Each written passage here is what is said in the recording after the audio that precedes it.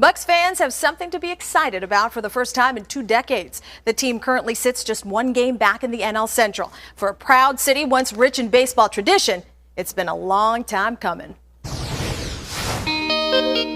I'm Andrew McCutcheon, center fielder for the Pittsburgh Pirates, and the last time the Pirates had a winning season, I was 5 years old. Andrew McCutcheon, his second career walk-off winner. I'm Neil Walker, second baseman for the Pittsburgh Pirates, and I was in second grade last time the Pirates had a winning record. 2-run home run for the Pittsburgh Kid. I'm Joel Hanrahan, Pirates closer. Last time the Pirates finished above 500, I was 11 years old. Joel Hanrahan, his 25th save in a row. How you liking your Pittsburgh Pirates right now? The 2010 season is over. Last season, the Pirates lost a Major League worst 105 games. It marked the 18th consecutive losing campaign for Pittsburgh, the worst string currently in professional sports. And the Pirates will finish 57 and 105 overall. There was times last year that I was embarrassed to go to the gas station to get gas. I didn't want anybody to know who I was. I didn't want to be seen out in public. I was getting booed going to the grocery store. That's no fun. Come on. The Pirates in my lifetime have pretty much been torturous. Every April is, full of optimism, and then by June it's like, all right, when's the Steelers training camp start? After the disastrous 2010 season, the Pirates brought in Clint Hurdle. At the weight room, kid. We needed to change the culture. We weren't going to accept mediocre commitment. We weren't going to accept mediocre performance. The first thing I wanted to make sure we were all focused on was looking forward. We can't carry the baggage of 18 years. I got guys who were 4 years old 18 years ago. They don't understand all that, nor do they need to. We had the opportunity here to rebond a city with a baseball team. You look up in the bleachers here and you see the World Championship banners, you see all the retired members, you hear about, Mazeroski's walk-offs. I thought we could rally the city again and revisit some of that tradition. The Pirates have been perhaps the biggest surprise in baseball this season. This is real. Can you feel it? Used to call it Steel City, now they call it Bucktown. Pittsburgh finished the first half with 47 wins, the most they've had at the All-Star break since 1992. Everybody's talking about the Pirates. The Pirates are a miracle in the making. I still live in the area where I grew up as a kid, and I'll get people that say, thank you for helping me become Pirates fans again. The Bucs have erupted! When I was a kid growing up, it was great going out to Forbes Field. That was fun. Now it's fun again. There was this older guy, he probably was in his 60s, 70s, and he approached me and he said it's been a long time since he's seen, win the team. He was very proud to see what we were doing. That made me feel good. Let's go Bucs! Let's go Bucs! It's just been crazy, and people want to take a picture, people want to sign autographs. Let me tell you what the temperature of Pittsburgh is. I can't even get a hat. The stores are sold out. I'll tell you, I've sold more Pirate stuff in the last 3 weeks than I'd say I sold in the last 2 years. Hurdles in the building, here to lead the Buckle brethren. The pitching has been outstanding. Save number 26. Offensively, it's duct tape, chicken wire, and spit. We're just trying to put things together, create some innings, run the bases with a little reckless abandon. Will Walker a swipe of third. I think the city has bought into that. What do you say to the naysayers out there that may look at this start and say it's not going to last? Keep naysaying. If we can continue to keep doing what we're doing, the city's going to get even crazier. Just imagine what it's going to be like in September when we're in contention. That's what you dream for, and it's going to be awesome. Let's keep this job train rolling, all right? I'm here in the edit booth where all of the profile pieces for the show are being put together. Next up on our Fabulous 14 is a job you might not have heard of before, petroleum engineer. But how about this for an in-depth career? That's Tracy, who you see behind me on the big screen. And every single person from Tracy's graduating class was offered a job the moment they graduated. Every single one. Let's find out more about what Tracy does for a living. I'm a drilling engineer. I design drilling, like this drilling rig behind me is going. I give directions to this rig. And that's an awesome responsibility. With millions of dollars in natural gas on the line, Tracy Juarez's success is measured by how much gas her wells produce. Finding the best places to direct her crew to drill can be a tricky business. Based on feedback coming from more than a mile underground, Tracy can fine-tune the path of drilling to get to the best rock. We'll call the rig and we'll give them specific instructions for how to get to where the geologists are saying the best rock is. I've heard the statistic that each year the U.S. graduates 300 petroleum engineers and about 30,000 lawyers, so it is a very small industry. The class that I graduated with had about 76 petroleum engineers, and as far as I know, we all were offered jobs either with service companies or operating companies with fairly high salaries. Petroleum engineers get to use math and science principles, but they aren't stuck behind a desk all day long. That's part of the appeal of the job. Tracy says another thing that makes the job rewarding is getting to see the results of your work quickly. We drill these wells in about 1 week each, so it takes about a week to see if I did my job good or if I have an area to improve in. As you just heard, not many colleges offer petroleum engineering degrees, but fortunately for us, 2 of the U.S.'s top 10 schools are located not very far from here. Both Penn State University and Marietta College in Marietta, Ohio, offer top-notch programs in petroleum engineering that will prepare graduates for jobs in this highly sought-after career. Time now for what we're calling Fast Facts, an odd collection of stray facts from the world of employment. Petroleum engineers might be one of the best college majors for nailing down a high-paying job after graduation. But did you ever wonder which college major offers the worst payback? The answer? Anthropologist, paying recent graduates a median salary of only $28,000 a year. So if you're thinking about becoming an anthropologist, hopefully you're not doing it for the money. We'll be right back with more Jobs to Love. Take this job and love it. There's jobs and energy. Good evening, everyone, and welcome to Going Green Remarkable Reusables. I'm Peggy Finnegan. And I'm Mike LaPointe, and thanks for joining us for a special program that may change the way you think about what you throw away. We make disposable this, disposable that, and now people are starting to figure out that, well, when you dispose of something, it's got to go somewhere. In the past, that somewhere was usually a landfill. The price of burying trash was cheap compared to the cost of recycling, which was high.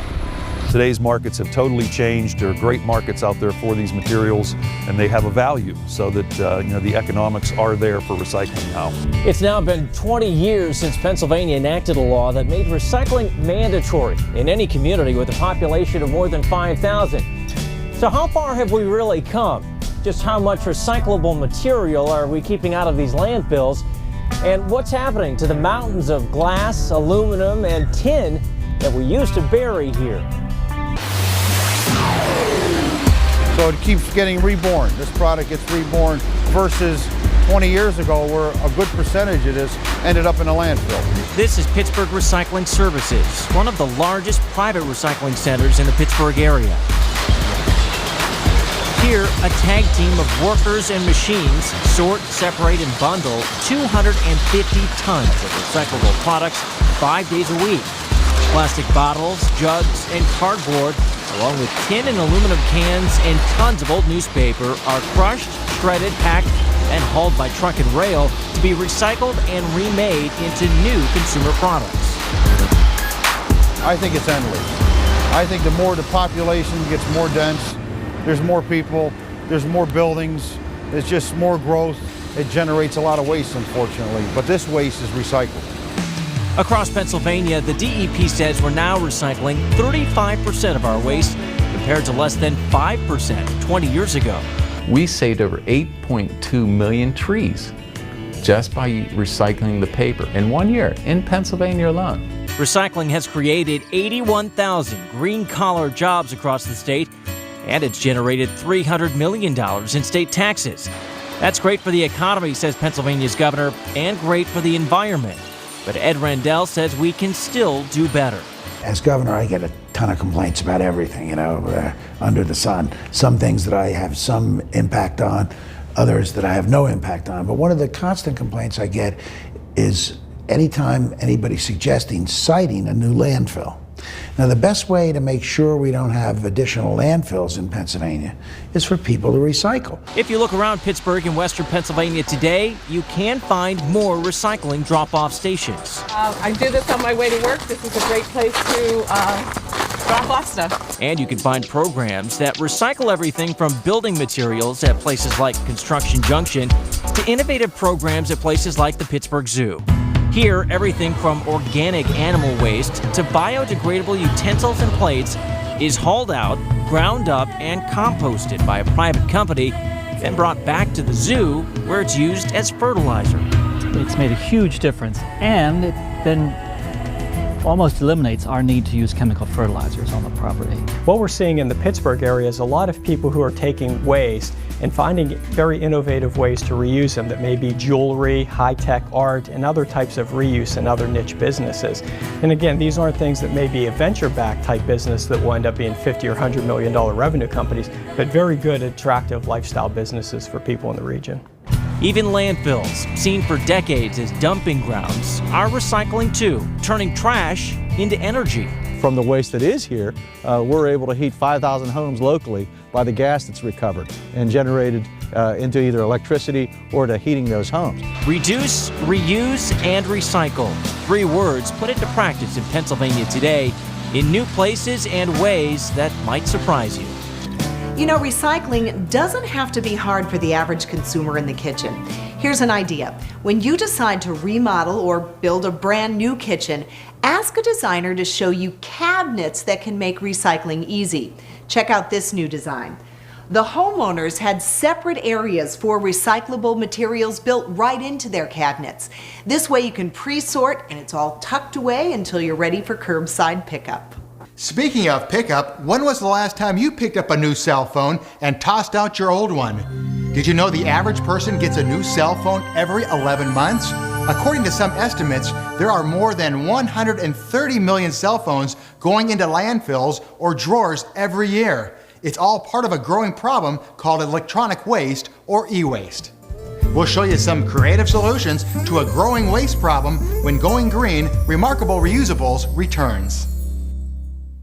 Tim McCready, you win heat race number 4. Trying to shake the monkey off your back for 2011. This is a big step, isn't it? Yeah, when you're with a classic cars like here tonight with all these big guns, it's cool for Sweeteners and everybody else to get a win. This car has been, it's a new car for me, new Zion, Victory Circle stuff. It's just different, and every night's a learning experience. And I told the boys out in California that we're going to get it. It's just a tweak here and a tweak there. And the last couple nights has been so heavy that we weren't fast enough into heavy, but now it's slowed down and I feel comfortable. Hopefully we can make some small adjustments and be up there battling for a win. Not only small adjustments, but how about the tire wear and the tire choices? Like you mentioned, this track is completely different than the last couple of nights. Yeah, I was wrong last night. I was way too hard last night, and so tonight I hope I don't make a mistake and go the other way. I think I have an idea what to put on for the feature just because it's kind of what we ran last year and we led for a bunch, so it's just a matter of getting your car balanced. It's really balanced right now. I need a little help through 1 and 2 because it's just a little tight through the center, but we'll go to work with these guys here and hopefully figure something out. I mean, it's been a long year so far, but it's nice to win a heat. That's a small victory right now. That's a big victory, actually, with such a stacked field as we get ready for Heat 5.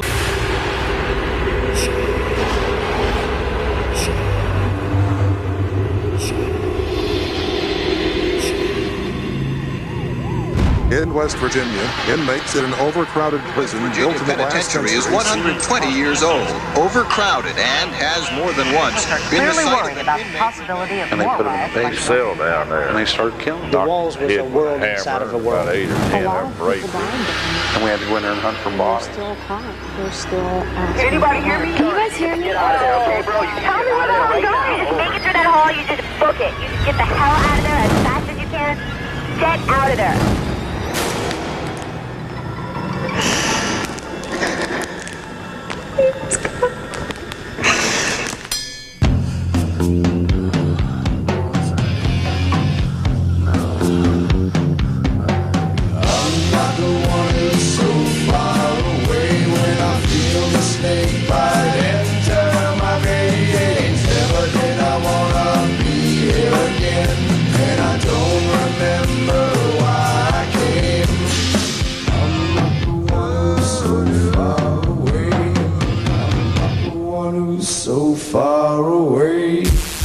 Whether you're looking to shop, rock, or roll in your seats, this is your station for Pittsburgh's best and most well-known stores, restaurants, clubs, and entertainment. Station Square, located on Carson Street, right next to the Smithfield Bridge.